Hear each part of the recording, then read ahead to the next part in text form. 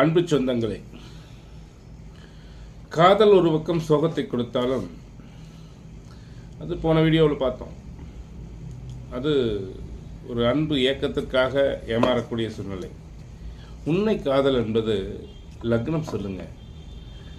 ஆண் பெண்ணினுடைய லக்னம் ஒரே லக்னமாகி ஒரே நட்சத்திர பாதத்தில் அமர்ந்துச்சுன்னு வச்சுக்கோங்க, லக்ன புள்ளி. இல்லை ஆண் லக்னாதிபதி நின்ற புள்ளி, அந்த புள்ளியில் பெண்ணினுடைய சந்திரன் இருந்துருச்சு, இல்லை 5ஆம் அதிபதி இருந்துட்டார்.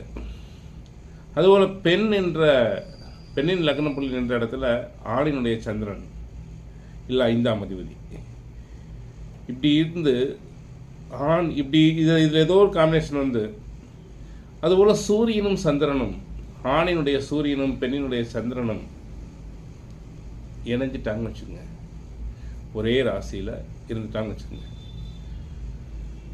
அருமையான காதல். இவங்க உயிரும் மனமும் உடலும் ஒரே நிலையை சிந்திக்குது அல்லவா? அப்போ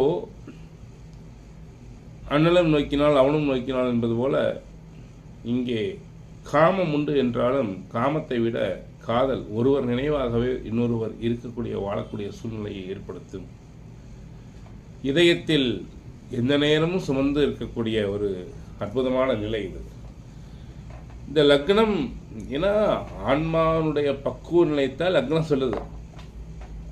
இந்த ஆன்மா இந்த பக்குவத்தில் இந்த தன்மையில் இருக்கு அப்படிங்கிறத லக்னம் சொல்லுது. லக்னம் நின்ற நட்சத்திர சாரம் சொல்லுது. அப்போது இருவருடைய லக்ன புள்ளியும் ஒரே இடத்தில் இருக்கும் பொழுது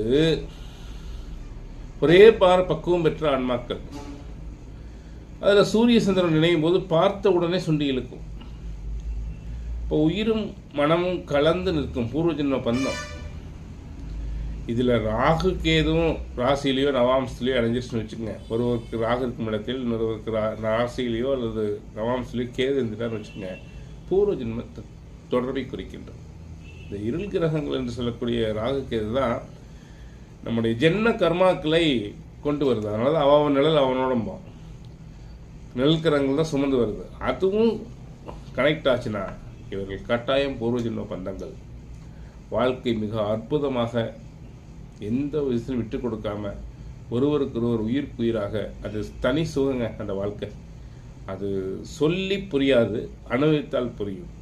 அற்புதமான வாழ்க்கையை, திருமண வாழ்க்கையை காதல் கொடுக்கும். அதாங்க மகாகவி காளிதாசர் அதைத்தான் சொல்லுவார்.